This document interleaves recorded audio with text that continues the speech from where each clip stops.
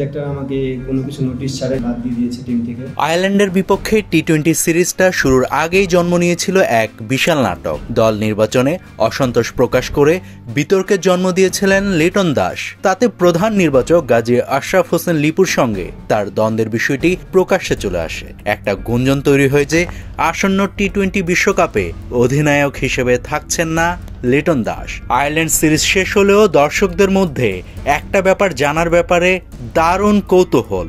লিটন কি তাহলে সরে যাচ্ছেন অধিনায়কত্ব থেকে? অবশেষে এই ব্যাপারে মুখ খুললেন টাইগারদের টি-20 অধিনায়ক।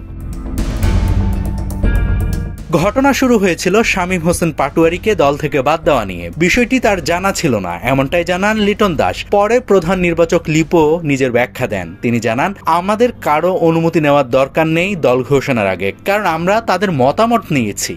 এটি আমাদের চাকরি। আমি কি বলবো যে অধিনায়ক কোচ যেভাবে বলছে সেভাবে দল দিয়েছি? তাহলে আর আমাদের থাকার দরকারটা কি?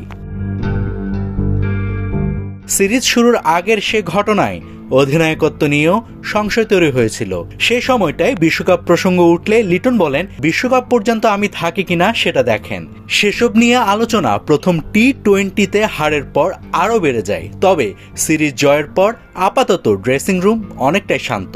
সংবাদ সম্মেলনে লিটন এই ব্যাপারে বলেন, দেখুন, হিট অফ দ্য মোমেন্ট দুপক্ষ থেকেই অনেক কিছু হয়েছে, কিন্তু যা হয়েছে ক্রিকেটের জন্য ভালো হয়নি। এটা ভবিষ্যতে আর হবে না। এরপরই অধিনায়কত্বের বিষয়ে লিটন বলেন, আমি জানি না কেন এসব কথা উঠল। কোনো ক্রিকেটারই অধিনায়কত্ব ছাড়বে না, আমিও না। এতদিন ধরে টিমকে টেনে এনেছি। দল এখন সেট, আর প্রতিটি খেলোয়াড়ের স্বপ্ন বিশ্বকাপ।